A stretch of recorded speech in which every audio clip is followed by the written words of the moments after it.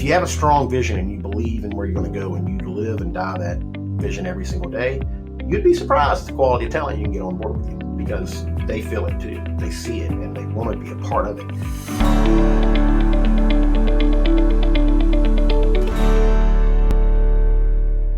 So do you ever find yourself stuck in a cycle of responding to RFPs, of creating custom quotes, new business sucking up all your time?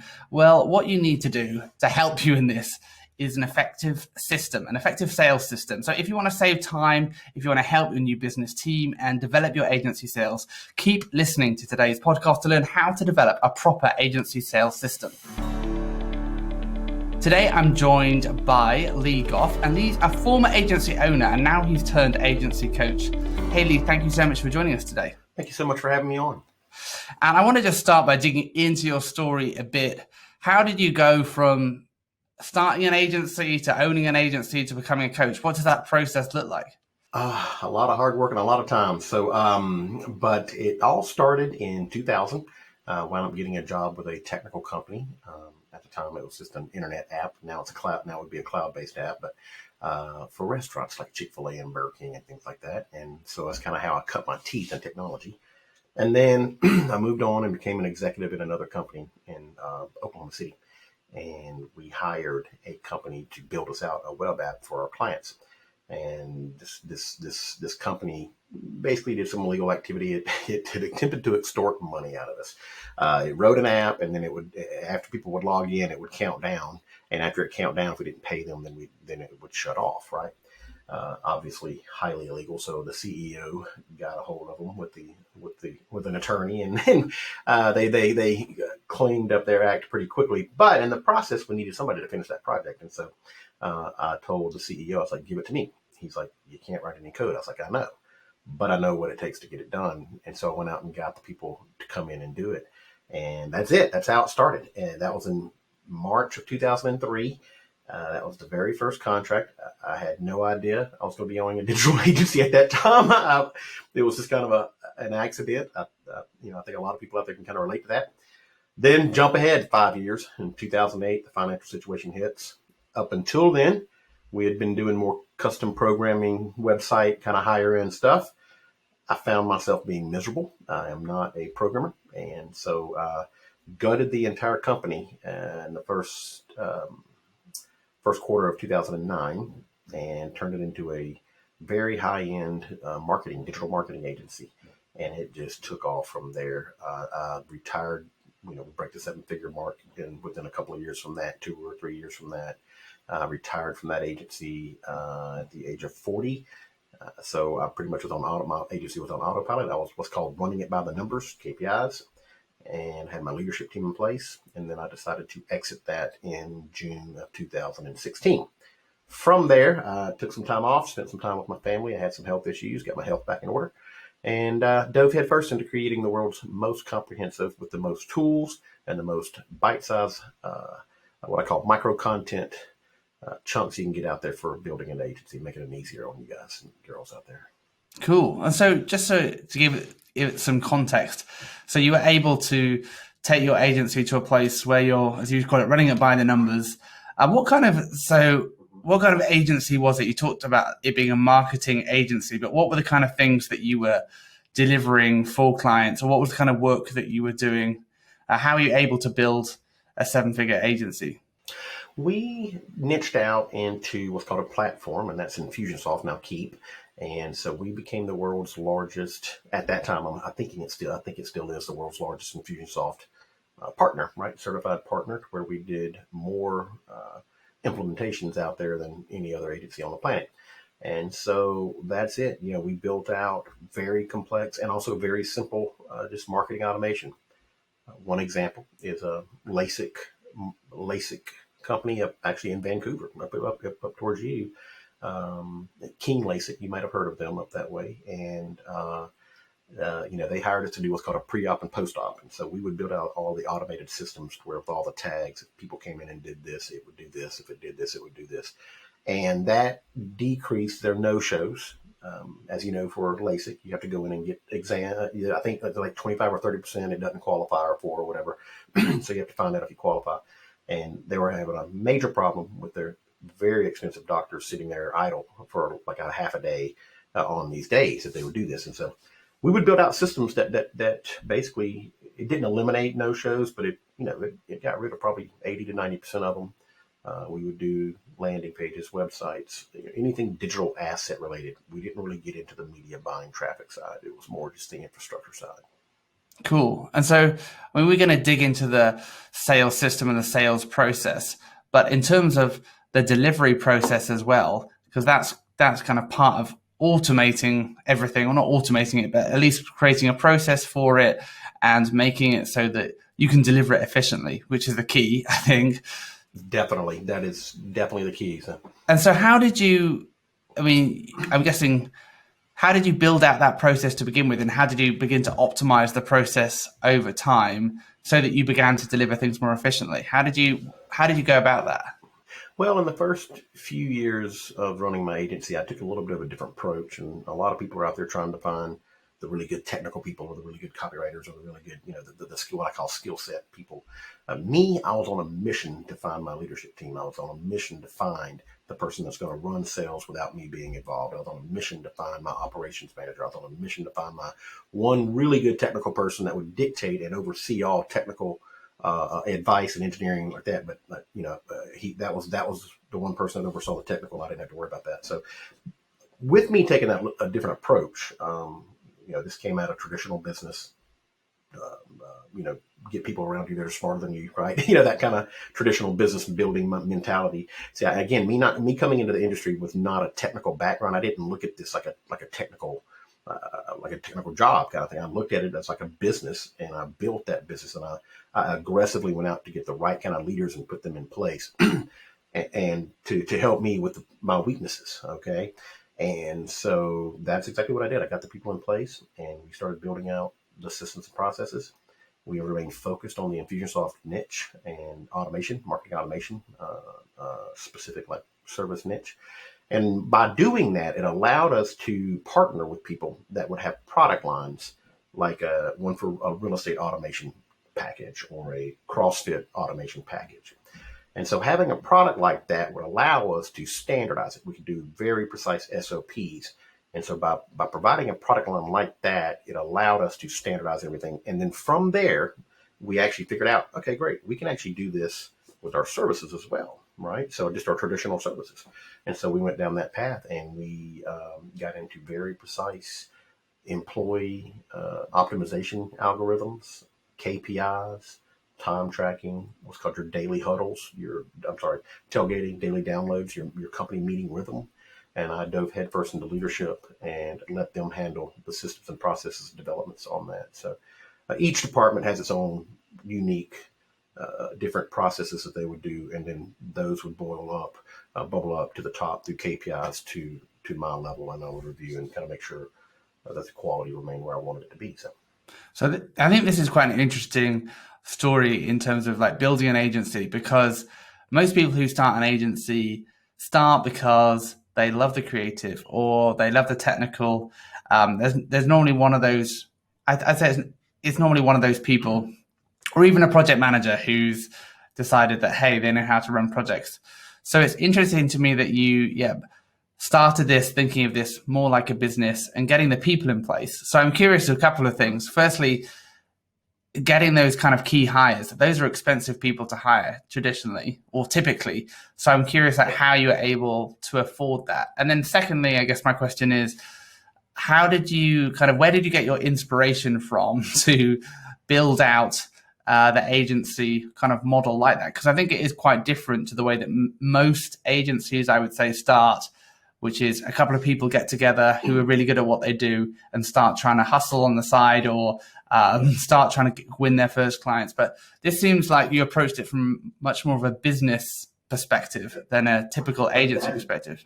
Yeah, that's actually, you hit the nail on the head. That's exactly what I did. And honestly, I think my naivety is what made me do that. I was raised, my grandfather, my father were entrepreneurs. And so I was immersed in entrepreneurial lifestyle, quality of life, type of lifestyle. Gosh, since the age of being born, I guess, literally like one. I mean, I was running around my dad's office and helping him take out the trash and, that whole thing. And so I knew that I would be a business owner. I just didn't know what type of business it would be. And when I saw the unethical and lack of integrity type of actions that were pervasive in our industry, they're still bad, but they were not as bad as they were then. I mean, there were a lot of people out there just taking a lot of money from a lot of people. And honestly, it pissed me off. And actually, right here over my shoulder, right there, you see a painting. My mom's an artist. And if you see that painting, you'll see to the left, it has like a purse, a little red thing that's kind of blurred right below the old logo. That's a purse. And that's like small business. That's small town USA, small business. And over to the right, you can't read it, but it has like Wall Street Journal and like, U.S. World Bank. And that's like big business. That's like the big business. And so my purpose was to level the playing field between big business and small business. That's what drove me. That's what inspired me. Honestly, I was pissed off that other traditional small business owners were getting ripped off. And I was hell bent on fixing that. And so that is exactly what propelled me forward. And by taking that very business approach, it really made all the difference in the world. One part of that question was, how could I afford to get the talent? Well, I'm a sales. Everybody has I'm a business of a CEO guy. Don't get me wrong, but everybody's got a natural personality that leans into whether it be programming, creative, technical, sales, detail oriented, whatever it might be. Mine is relationships and negotiations. And so I basically kissed a lot of frogs until I could find the ones that fit what I wanted to get done. Ironically, 2 of them came straight out of college. I got them for really, really cheap. And I told all of them that you stick with me and you help me grow this thing, I will award you some sweat equity down the road. And I did. I awarded all of the people who did. I awarded sweat equity. They are also the people who eventually bought me out. So they're running it. These 3 people I'm talking about, that's who's the owner. They 100% own it, and they're running it now. And so it didn't. If you have a strong vision and you believe in where you're going to go and you live and die that vision every single day, you'd be surprised at the quality of talent you can get on board with you, because they feel it too. They see it and they want to be a part of it. And so the sales guy that came on had a lot more experience. That guy was a $120,000 a year guy. I couldn't afford $120,000 a year, but I found out what his pain points were, right? And I knew that there were certain things that he wanted, to make that kind of money. He had to drive and, to do certain things, and that he didn't want to do. It took time away from his family. And I said, I'll tell you what I can do. I can't pay you that money, but I can give you performance-based, and I can honor these 2 things around, the quality of life you want to live. And it worked, right? So I went up, I got him, and I got the 2 recently graduated college kids, and hit the ground running. We all kind of groomed each other. We all kind of, there was no coach out there coaching on how to do this at the time. So we had to find other people that we looked up to and take what they do and then adapt it to our business model, because it's definitely a unique model doing digital, right? And so I basically just formed those relationships and died on the hill with the vision. So this is, by the way, why a vision and a purpose other than money or profit is such a big deal. People feel that. People feel it. They know. So let's dive into the agency sales system, because this is what you help people now create and enable them to run businesses or run their sales process a bit more, with a bit more automation, let's say. So what is an agency sales system and how does it work? Well, when I came into the coaching space, we had a good system at my agency. And I have to admit, I was, again, back to the naivety part, but I thought that most agencies would have a good sales and marketing system in for themselves. And that's not the case. It's not because they don't know how. Some don't know how, and some do. It's because, like cobbler's daughter, right? They don't have time to make their own shoes for their kids because they're too busy making them for their paying clients. So websites, things like that, they have time to do that for other people, but not so much for themselves. And so what I did for the first 2.5 years of running my coaching business is I just kind of watched. And remember, keep in mind, now I built, one of the world's largest and one of the most advanced marketing automation companies out there. So All I did was look at the pain points of what everybody needed, like really needed from to get more leads and to close more deals without it consuming all of their time. And I applied that to my, at that 18 forever. I'm dating myself here, but 15 years of marketing automation experience. And so this is kind of in essence what it does. One, there are 4 pillars to it. The first one is what's called lead magnet and lead source diversification. Okay. You have to have the ability to be able to create lead magnets really quickly and test them out. A lot of people make the mistake of trying to put their lead magnets out there perfect. They'll spend a month or 2 or 3 or whatever it might be. They go to market and it flops. Dang, why didn't everybody like it, right? Well, truth is, the market doesn't really care what you think is perfect. And by the way, perfect is a perception that you own. Nobody else sees perfection the way you do. It's an individual thing. So if you're striving for perfection 99% of the time, you're striving to make yourself happy, not your clients. That's just the facts. That's the way it works. And so what you have to do is you have to isolate the pain points of your target audience and throw lead magnets out very quickly. Okay, so you gotta be able to create lead magnets very, very quickly and test those out very quickly. When you do that, it allows you to hit multiple pain points at one time. So now by default, instead of having just a schedule now or a free consult button, you have 5 pain point lead magnets plus the schedule now, the free consult. Literally, and probably 90% of the people who implement my sales system, their leads double or triple the day that they put all the lead magnets and everything up on their website. That's pillar 1. Now, pillar 2 is the ability to manage the call to actions on your website quickly and aggressively. So exit pop-ups, sliders, footers, ribbons, all of that, page takeovers, scroll takeovers, things like that, right? And split testing, because we all know the name of the game to conversions, right? Is testing, right? And so there are lead management systems out there now that lead and call to action management systems, lead management systems that are WordPress plugins. I use Thrive.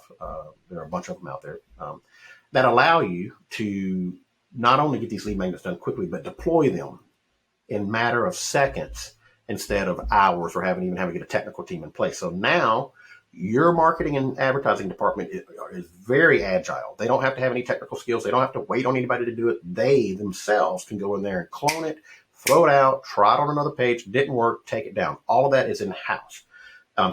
Just strictly in the marketing department, marketing advertising department. So now you can create lead magnets really quickly. You can manage those on your website with split testing very quickly. And then that gets to pillar 3. So now that you're harvesting more of these leads, you got to be able to prospect vet, because you're getting a lot of tire kickers now. You can't waste our time with tire kickers. So you have to have an advanced prospect vetting process. We do this quizzes, phone numbers, scheduling, things like that. When the prospect is vetted to the point that is worthy of your time, the system automatically knows. We have what's called a trust gap kind of metric, and once we get to a certain level in the trust gap, that tells us that they're a buying unit or they're going to be making a purchase on something within the next 90 days.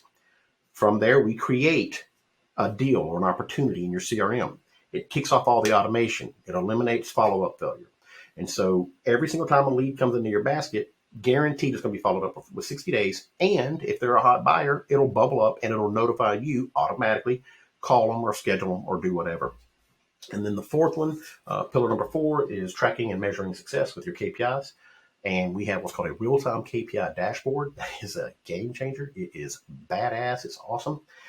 You literally can track down to the individual ad in Facebook and lead source tracking, whether it be Google, LinkedIn, organic, PPC, you name it.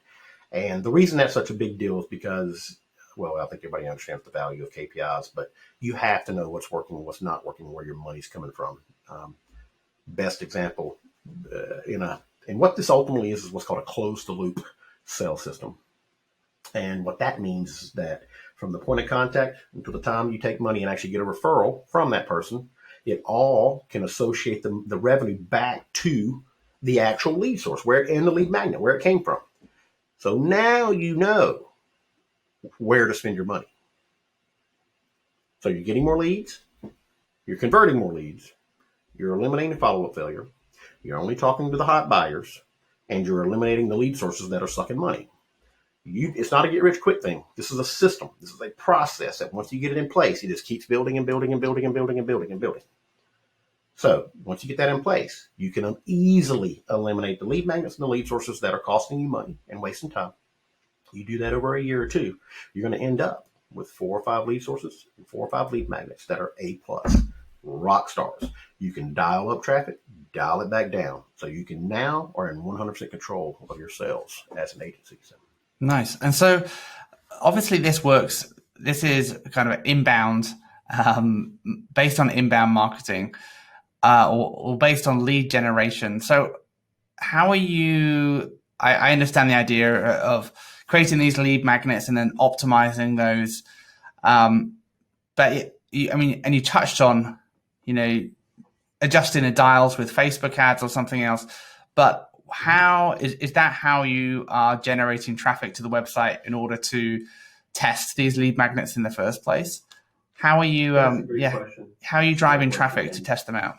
Well, I'm big in niching out. And so that really is determined by what niche you're in. Okay.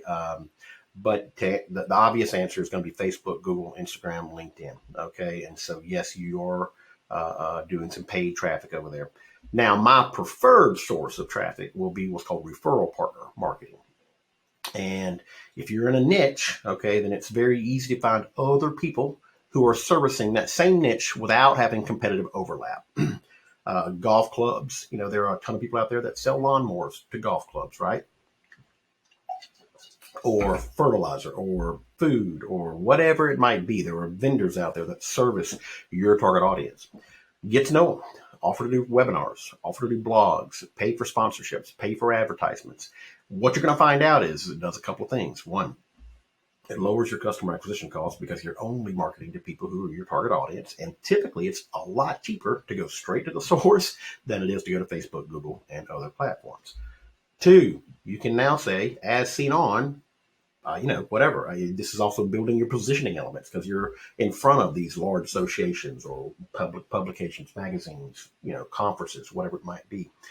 So again, back on that sales system, you go out there, you line up referral partners, 1 or 2 a month, and you go through that process for 6 months, 8 months, 9 months, 10 months, whatever it might be. And the next thing you know, just like the lead source and the lead magnets, you now have Facebook, Google, LinkedIn, whichever one is converting for you. You have 4 or 5 referral partners, okay? And then, of course, you can do your live events and things like that. So now you've got 3 proven traffic sources that, again, you can just dial up and dial back down as you see fit. So this system seems like pretty logical, like it makes sense. But how, when this falls apart, why does it fall apart? When this fails, why does it fail? What do you see people getting wrong when they try to develop a sales system like this? Where do things typically go wrong, and why is that? Typically, they're trying to pull from different systems. So they'll hear in my Facebook group do this, and they'll hear in that Facebook group go do that. They'll read this on somebody's blog, and they're kind of hodgepodging it, right? Well, that is it's almost hardly ever going to work because, this system is built to hand the ball off to the next Lego and the next Lego and the next Lego. And so when you pull this Lego out of this system and this Lego out of this system, they don't match, right? So that's probably one of the biggest mistakes is that people are trying to kind of, duct tape this thing. And whenever you're whenever you're trying to put in a system like this, you have to look at it holistically from beginning to end. Okay, you can't have fall off. That's what's called follow-up failure. And you have to eliminate that aggressively. So they get the lead magnet, it hands the ball off to the prospect vetting. The prospect vetting, if they pass, do their actions, hands the ball off to a deal or automation, and then it hands the ball off to it just logically hands the ball off. But if you don't have a comprehensive system with all that mapped out and it logically thought through, okay, then you will have major what's called follow-up failure. And then, of course, at that point, complacency and people are like, oh man, it's not working, or there's many different reasons why people kind of start to give up on things, right? And so people kind of start to give up on things, and so I would caution you against that. I would caution you to get a full system in place. And by the way, in my opinion, one of the best things about my sales system is the fact that it only requires 2 touch points by humans, by the agency owners. One, that's actually making the phone calls and getting in the call in the sales calls. whenever the prospect raises their hand and through their actions show you that they're a buying unit. 2, manually tracking the revenue. So you can go in there and say, I took the money via PayPal somewhere else and putting it in the CRM so that way it gets all the KPIs throughout. I did that on purpose because I know that agency owners are super busy, and if they got to do 50 things every time they get a lead or try to make a sale, it won't happen. It just won't happen. So I built it in a way that automation takes care of everything, but leaves the perfect amount of the personal touch, the rapport building phase, the consultative, the stuff that we all love out there, talking to other business owners, and then the KPIs, and it just kind of wraps it all up with a bow. So. Nice. And so how do you see your sales system evolving? Like, what's the future? Obviously, there's new technology coming out all the time. Buying habits are changing. The way that people, engage with service providers is also evolving as well. So how do you see the sales system evolving, and also your, process evolving, your system evolving over the next few years? Excuse me. We are working on that right now. One of the beauties of having a product is we're we're optimizing the deliverable of this. So we're going to be able to get the price down low. We're going to try to work very hard on getting the price down as low as we possibly can, because we want it to be very affordable for everyone. And we're going to optimize the deliverables so we can kind of really over deliver on value. Now, the next steps are we are putting very advanced lead source tracking in there. That's going to be in there for sure. And honestly, right now for the next year, we're working on just making sure that we deliver it perfect every single time, and just kind of just really nailing it down, right? And then we're going to start adding a little more advanced features and stuff down the road. We are right now offering a done for you version and then a live workshop, like where I do a 4-day workshop on this. And so the 4-day workshop is where I'm working with you, but you physically go do all the work. The done for you is you just hire us, we knock it out for you. And then we're doing a digital version of the workshop where it's just you buy it and you knock it out. So that's kind of the evolution of it. We don't have major